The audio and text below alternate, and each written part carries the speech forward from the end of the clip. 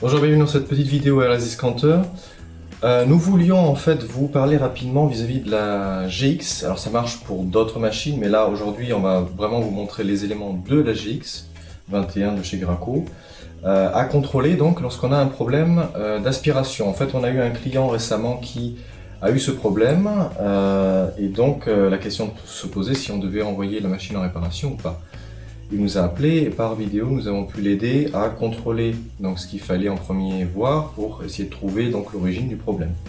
Donc je voulais juste vous montrer dans cette petite vidéo rapidement les soupapes qu'il faut contrôler, puisque très souvent en tous les cas le problème vient de l'une de ces soupapes lorsque l'on a donc le problème d'aspiration tel qu'expliqué. Donc le problème étant que vous voyez la GX21 qui tourne, qui fonctionne, le moteur fonctionne, ça a l'air de tout a l'air de fonctionner, mais le problème c'est que par le tuyau d'aspiration vous ne voyez pas de produit monté et surtout vous n'avez rien qui ressort par ni le tuyau de retour ni bien sûr le tuyau jusqu'au pistolet. Donc qu'est-ce que l'on peut regarder rapidement autour de la pompe? Donc la première chose que vous pouvez faire éventuellement, alors en théorie on commencerait plutôt par la soupape d'aspiration, mais dans le cas présent, pour le bien de cette vidéo, on va juste commencer par le clapet donc qui fait la direction. Donc première chose à faire, vous retirez le tuyau d'aspiration qui est devant, donc vous déclipsez simplement le petit clips, vous dégoupillez le tuyau donc en plastique. Vous faites pareil avec le tuyau de retour, hein, c'est le plus simple pour aussi pas avoir 36 choses entre les mains, et pouvoir aussi observer par les entrées. Donc vous déclipsez, vous retirez, désemboîtez, ça va très rapidement, c'est très simple, c'est juste un emboîtement ici et un pincement pour le maintenir correctement sous pression. Donc une fois que vous avez enlevé donc les deux tuyaux, donc dans le cas présent on va regarder en premier par la soupape de direction. Donc vous prenez la clé adéquate par le boulon, vous la démontez et en l'ouvrant, vous allez pouvoir rapidement regarder via l'intérieur si vous avez donc déjà une aspérité, quelque chose qui a séché, s'il y a une déformation métal du bloc ou pas. Deuxième élément, vous pouvez regarder par le trou de sortie ici si celui-ci bien sûr n'est pas bouché, s'il n'y a pas voilà, d'élément donc qui va gêner, que ce soit peinture CG, mais ça peut être aussi on peut avoir des surprises sur un chantier, ça peut être aussi un petit bout de plastique, ça peut être un petit bout de bois, une épine, quelque chose, bon. Tout peut se passer. Une fois qu'on a regardé, donc au niveau de la sortie tout est bon. Au niveau de la soupape de direction, on voit actuellement, bon là dans le cas actuellement elle est très propre, donc là forcément on voit très rapidement que tout va bien. Le filetage est bon, pas déchiré, là on voit qu'il n'y a rien qui gêne. Devant c'est aussi parfaitement en bon état. Bon, ça c'est bon, donc du coup on peut après prendre le temps de la revisser entièrement. Donc ce que l'on va regarder ensuite, c'est au niveau de la soupape d'entrée. Donc pareil, vous munissez d'une bonne clé pour ouvrir donc cette soupape. Alors l'idéal que l'on va vous recommander, c'est plutôt, si vous voulez, de pencher la pompe sur l'arrière, ce qui sera plus simple si vous voulez éviter de perdre la bille ou autre. Si vous ne faites pas attention, ça peut rapidement sortir. Donc l'idéal, c'est de l'avoir couchée. Bon, encore une fois, pour le bien de la vidéo, on va la laisser verticale. Donc on dévisse la soupape. Et par ce biais-là, on peut de nouveau regarder à l'intérieur pour voir si vous avez donc des restes, des aspérités ou autre, si quelque chose bouche ou gêne. Du point de vue du tube d'entrée, on voit aussi au niveau du joint ici, si tout va bien, du filetage, et puis à l'intérieur de celui-ci. Et par le système ici, on peut voir aussi rapidement que l'on a la bille. Hop, qui arrive ici. Donc on peut aussi rapidement contrôler si elle est encore en bon état, si elle n'est pas rayée ou autre. Et derrière, on peut aussi observer un ressort et d'autres éléments. Je ne sais pas si vous allez bien voir dans la vidéo. Je pense que c'est un peu trop sombre.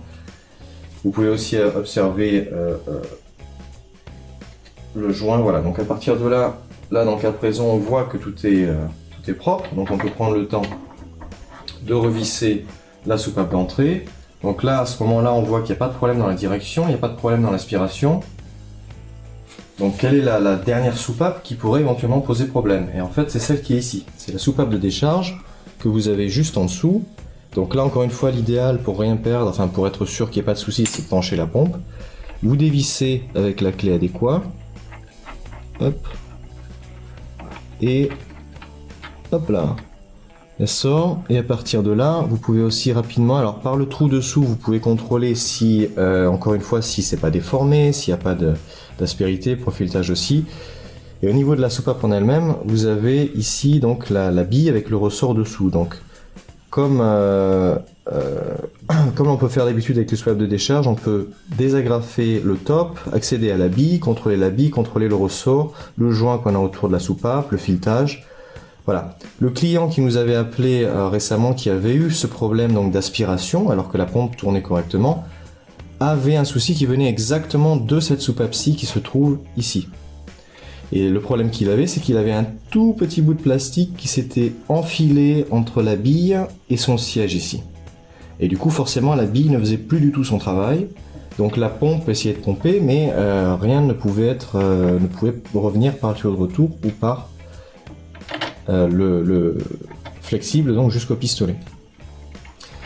Donc une fois que tout ça c'est contrôlé, donc normalement dans beaucoup de cas, le problème va venir de l'un de ces trois éléments.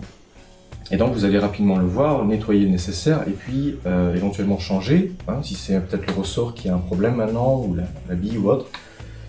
Et ensuite voilà, remonter le tout et normalement le problème devrait être réglé. Vous refaites un test en premier avec la soupape donc vers le tuyau de retour, puis vers le pistolet, et normalement tout doit fonctionner. Si le problème persistait, bon, ce que vous pouvez faire en premier aussi assez rapidement, c'est contrôler au niveau du piston, par exemple, que vous n'ayez pas peut-être de produit qui s'écoule. Donc ça se déclipse vers le haut. Et une fois que vous avez déclipsé ça, vous avez deux pincettes là. Vous pouvez les relever, faire basculer la cage vers l'arrière, et ensuite ouvrir. Et à partir de là, vous accédez à la partie piston. Donc, je ne sais pas si vous arrivez à voir correctement. Donc vous avez le piston principal ici, la cour derrière, le système électrique devant. Voilà. Et donc là, très rapidement, on peut aussi voir s'il y a peut-être une fuite, si vous avez de la peinture qui ressort, de l'eau ou autre. En tous les cas, l'idéal c'est que ça soit comme ça, comme actuellement, donc c'est-à-dire propre, sans résidus nulle part, avec la graisse donc nécessaire pour le piston ou bien un peu d'huile. Voilà, et que tout soit en bon état de ce niveau-ci. Après, à partir de là, on peut rebasculer le tout, le reclipser et réappliquer donc la partie voilà, sur le dessus. Voilà, donc voilà pour cette petite vidéo d'explication. Donc c'est les éléments et notamment donc les trois soupapes à contrôler lorsque vous avez éventuellement ce type de problème avec le matériau. Voilà, des fois on ne sait pas pourquoi, le seau a été ouvert correctement, il n'y avait rien de visible, le mélange a été fait correctement, la pompe arrive à pulvériser correctement, bref, aucun problème vraiment à signaler. Et pourtant, au bout de 2 heures, 3 heures d'utilisation, soudainement il y a un problème comme ça. Et on se demande du coup quoi faire. Donc c'est les éléments à regarder et comme vous l'avez compris, comme ce client l'a vu, eh ben, pour X raisons, il y a un petit bout de plastique qui s'est lié au système et qui a gêné donc la soupape de décharge dessous. Voilà, donc si ça a pu vous aider déjà, c'est très bien. Le système de soupape entre les pompes n'est pas très différent, même si bien sûr il y a quand même des variantes. Mais voilà, du point de vue de la GIX, au moins vous saurez tout du point de vue des soupapes. A très vite maintenant sur LASIScanter et à bientôt.